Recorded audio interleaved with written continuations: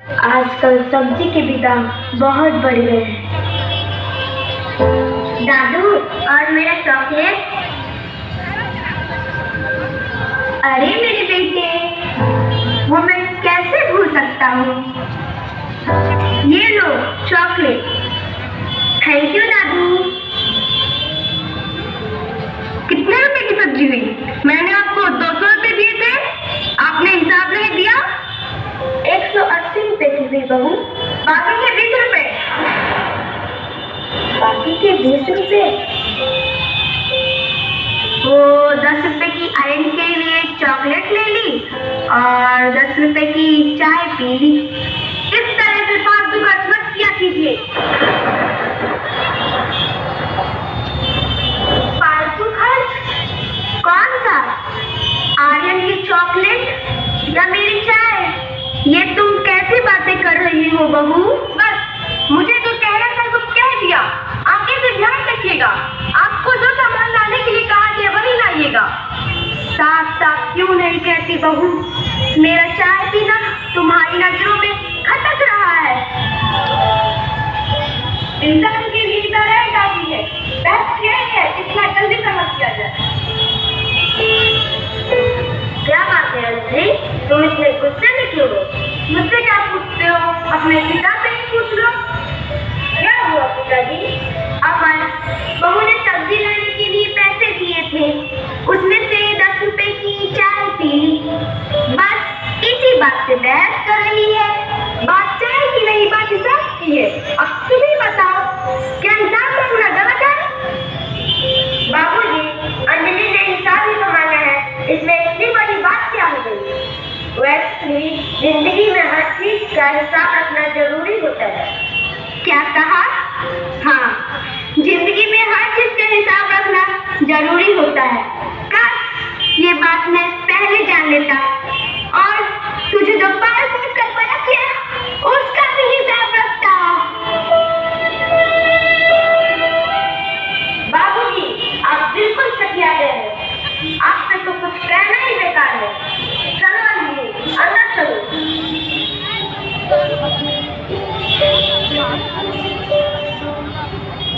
दादाजी, मेरे mummy papa बहुत गंदे हैं। नहीं बेटे, माँ बाप के बारे में ऐसी बातें नहीं करनी चाहिए। क्यों ना कहूँ, आप भी तो मम्मी पापा के पिता हैं, फिर वो लोग आपसे ऐसी बातें क्यों करते हैं?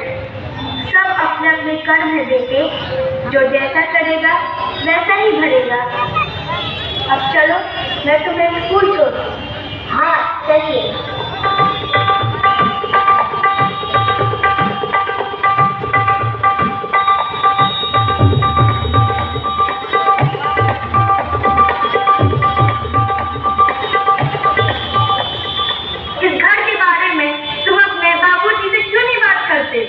आखिर हम कब तक इस बात का बोझ उठाते रहें? ठीक है जी, मैं आज ही पेपर तैयार करवाता हूँ। Okay, bye.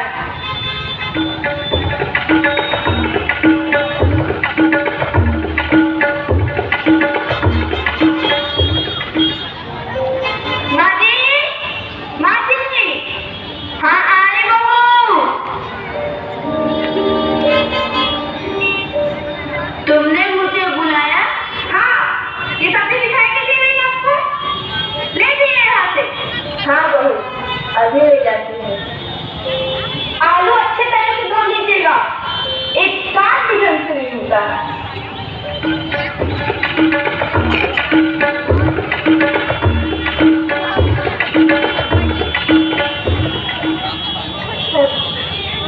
जा बेटा, तुम अपना पढ़ाई कर, मुझे भी अपना काम करना है।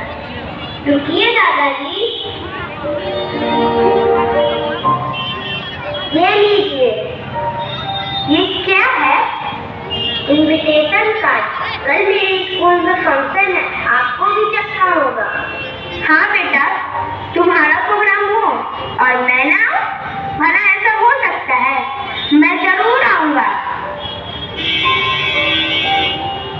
बेटा, इस पे तो मम्मी पापा का नाम लिखा था, इसे काटकर मेरा नाम किसने लिखा? मैंने।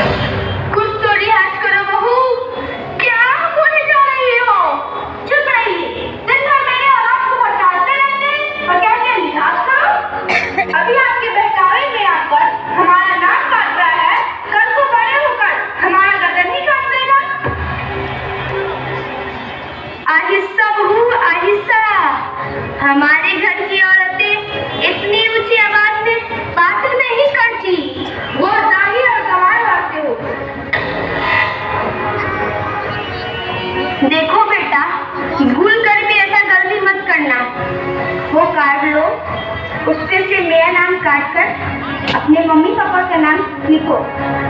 इसकी कोई जरूरत नहीं, हम खुद कर लेंगे। चलो बेटा। दादाजी, दादाजी।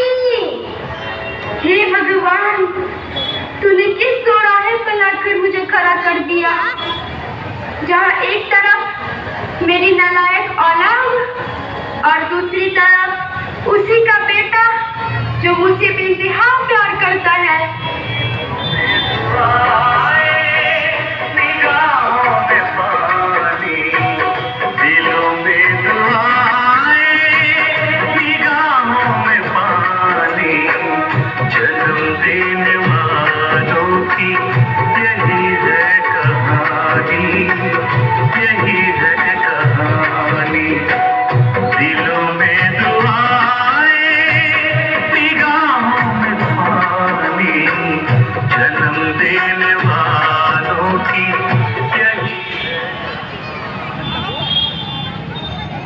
अभी और है।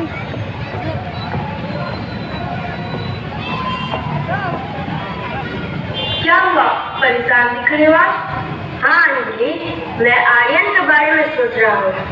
वो बाबूजी के साथ रहकर बदतमीज होता जा रहा है, इसलिए मैंने फैसला किया है उसे इस बुढ़े से दूर किसी बोर्डिंग स्कूल में भेज दूँ। अरे आर्यन, तू क्यों इन बुढ़ों को घर से निकालूंगा? तुम ठीक कह रही हो अंजलि, बूढ़े और कचरे को ज्यादा दिनों तक घर में नहीं रखना चाहिए, बदबू बढ़ जाती है। मैं आज ही इस गंदगी की सफाई करता हूँ।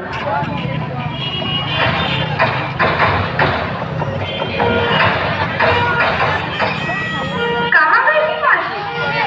छत पर गीले कपड़े डालने गई थी बहू।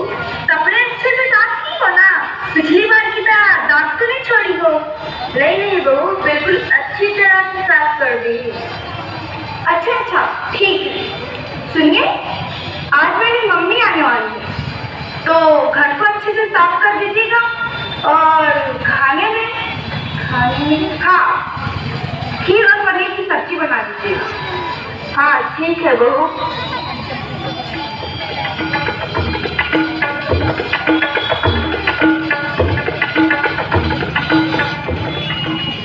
एक बात जानती हो लक्ष्मी, माँ बाप औलाद के लिए बिन पैसे के नौकर है। हाँ जानती हूँ। क्यों ये जानती हो? क्योंकि बाहर काम करने के लिए मैं हूँ और खाना पकाने के लिए तुम हो। हाँ जानती हूँ। इसका मतलब ये हुआ हम इनके नौकर हैं, माँ बाप नहीं। तुम हर बात में इतना तंतमा काहे जाते हो? अगर तुमने बाजार सामान ला ही दिया और मैंने खाना पका ही दिया तो इसमें क्या आफत आ गई?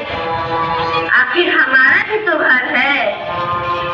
इसे हम अपना घर समझे ये काफी नहीं है, उन लोगों को भी हम लोगों को घर वाला समझना चाहिए। सब बदल गया।